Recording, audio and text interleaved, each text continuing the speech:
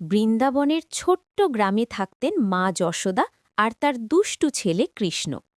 ছোটবেলা থেকেই কৃষ্ণ ছিল খুব চঞ্চল আর দুষ্টুমিপ্রিয়।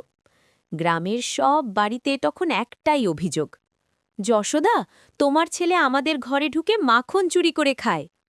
আসলে কৃষ্ণ মাখন খুব ভালোবাসত, কিন্তু সে শুধু খেতেই না, তার বন্ধুদের আর বানরদের সাথেও ভাগ করে নিত।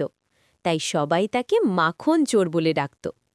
একদিন যশোদা ঠিক করলেন, আজ তিনি হাতে নাতে ধরবেন কৃষ্ণকে। তিনি লুকিয়ে রইলেন ঘরের কোণে। কিছুক্ষণ পর কৃষ্ণ চুপি চুপি এসে হাঁড়ি থেকে মাখন নামাতে লাগল। তারপর বন্ধুদের ডাকল, এসো, সবাই মাখন খাই। যশোদা তখন সামনে এসে বললেন, কৃষ্ণ, তুমি আবার চুরি করছ? কৃষ্ণ ভয়ে বলল, না মা, আমি কিছুই করিনি। যশোদা বললেন, তাহলে তোমার মুখে এত মাখন কেন? কৃষ্ণ মিষ্টি হেসে চুপ করে রইল।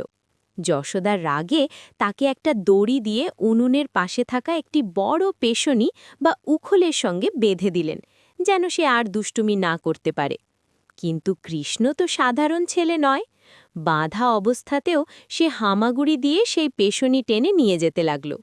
যেতে যেতে দুটো বড় গাছের মাঝখানে আটকে গেল পেশনি। হঠাৎ জোরে টান দিতেই ধাম, দুটো গাছ ভেঙে পড়ে গেল। সবাই দৌড়ে এসে দেখল আশ্চর্য দৃশ্য। কেউ বুঝতে পারল না এত ছোট্ট ছেলে কিভাবে এত বড় গাছ ফেলে দিল। যশোদা তখন বুঝলেন তার ছেলে সাধারণ নয়, সে ভগবান। তবুও তার মায়ের ভালোবাসা একটুও কমল না। তিনি কৃষ্ণকে জড়িয়ে ধরে বললেন, তুমি যতই বড় হও, আমার কাছে তুমি আমার ছোট্ট ছেলে।